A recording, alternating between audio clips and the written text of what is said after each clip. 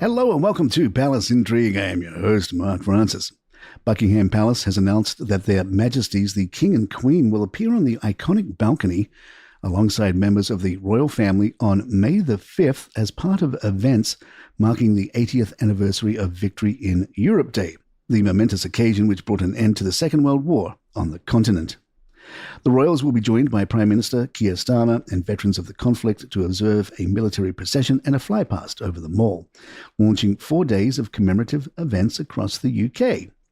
It will be the first gathering on the famous Buckingham Palace balcony since June 2024, when the King and Queen were accompanied by the Prince and Princess of Wales and their children, Prince George, Princess Charlotte and Prince Louis, during Trooping the Colour, the annual birthday celebration of the sovereign.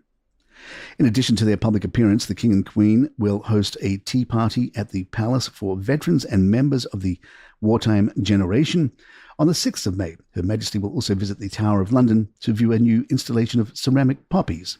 On the 7th of May, the royal family will attend a service of Thanksgiving at Westminster Abbey. The commemorations will conclude on the 8th with a celebratory concert at Horse Guards Parade, which their Majesties are also expected to attend.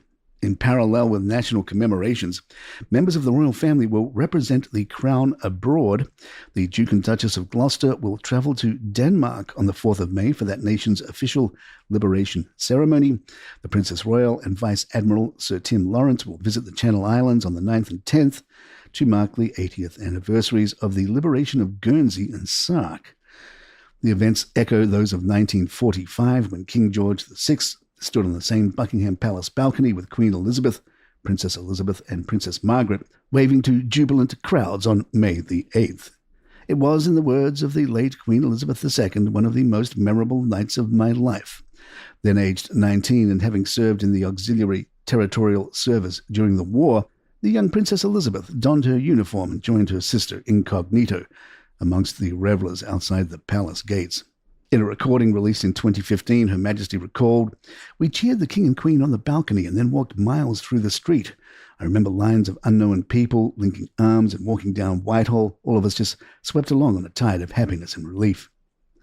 On the 75th anniversary in 2020, Queen Elizabeth addressed the nation at 9 p.m, the same hour her father had spoken in 1945.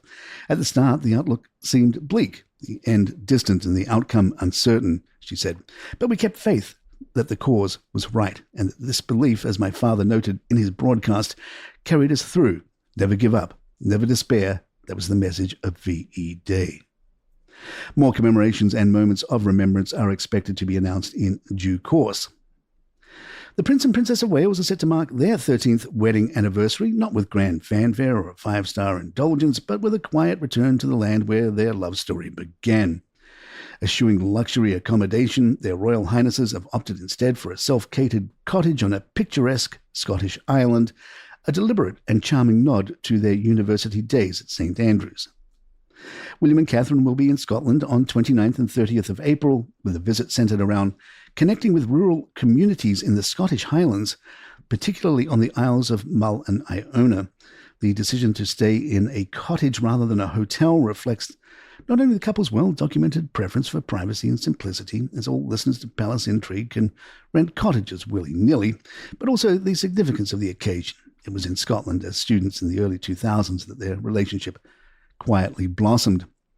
The anniversary trip will begin on the Isle of Mull, where the couple will visit Tobermory, the island's postcard-perfect harbour town.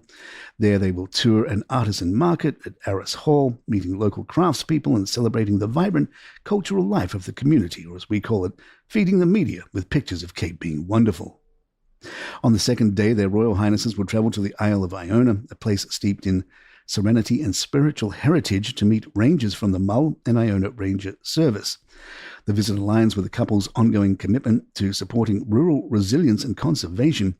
Expect the couple to feed the media with Wills doing ranger stuff and Kate being better at it. This week's visit to the Highlands, part celebration, part service and part vacation after a busy week of working, is a reminder that while much has changed since their student days, Scotland still holds a special place in their hearts. More Palace in just a moment. At the Time 100 Summit in New York, the Duchess of Sussex offered a rare personal insight into the production choices behind her Netflix series With Love, Meghan. Asked why she chose not to film the program inside her Montecito home, Meghan explained, "When people say, 'Why didn't you film it in your house?' Well, I have kids coming home for their nap and 80 people in the kitchen isn't really the childhood memory I'd want for them to have. We were really fortunate to find something close by," she added, referring to the alternate filming location. "Drawing such boundaries," Meghan noted, "is how I take care of myself." The first series welcomed a variety of B and C level guests, including Mindy Kaling, Chef Roy Choi, Delphina Blackeur, actress Abigail Spencer, and whoever that dude was in episode 1.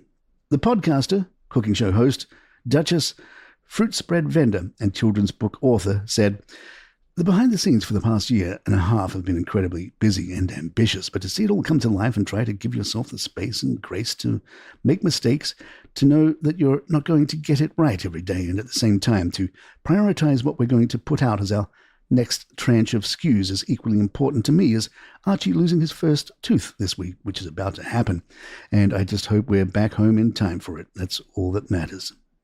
And when you look at your life through that perspective, which frankly being a parent gives you the most illuminating perspective, because what is seemingly so big somehow becomes so microscopic in importance compared to what's happening with your children. That's certainly how I feel, that you just make time to do it all, and I think that's what is hopeful. That's what feels like the dream. Meghan was also rushing back home so she didn't miss out on Archie's new tooth. She told The Crown, "What we're going to put out during our next launch is equally as important to me as Archie getting his first big tooth this week. It's about to happen. I might get back just in time for it." In an appearance on BBC Breakfast, Harry and Meghan called for urgent action to better protect children online, speaking as both campaigners and unmistakably as parents. The Sussexes unveiled the Lost Screen Memorial in New York City this week, using the occasion to highlight the devastating toll of social media on young lives. The memorial itself, a haunting installation of 50 smartphones, each displaying the image of a child lost to the dangers of the internet, was created with the support of grieving families who are part of the Parents Network, a community founded through the couple's Archwell Foundation. Every screen represents a heartbreak, a life cut tragically short, and a story that demands to be heard. Prince Harry spoke candidly about his own children, saying, "We want to make sure that things are changed so that no more kids are lost to social media. Life is better off social media. We're just grateful that our kids are too young to be on social media at this point. Prince Archie is 5 and Princess Lilibet is 3. The easiest thing to say is to keep your kids away from social media. The sad reality is that kids who aren't on social media normally get bullied at school because they can't be part of the same conversation as everyone else."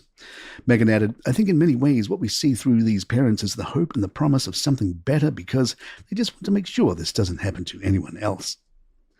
At present, some tech firms cite privacy concerns in refusing such access, a position Prince Harry strongly condemned. "You are telling a parent, you are telling a dad and a mum that they can't have the details of what their kid was up to on social media because of the privacy of their kid. It's wrong." The couple's visit to New York also included attendance at the Time 100 Summit, where the Duchess delivered remarks on media, motherhood, and digital safety. The Lost Screen Memorial remained open for just 24 hours, a fleeting but powerful window into a conversation that must now stretch far longer. And there you have it. I'd like to email us. Our address is thepalacintrigue@gmail.com. Please follow us on Spotify, Apple, or the app of your choice, and leave us a nice review if you're enjoying the show. Don't forget to catch our latest series, White Smoke, The Path to a New Pope.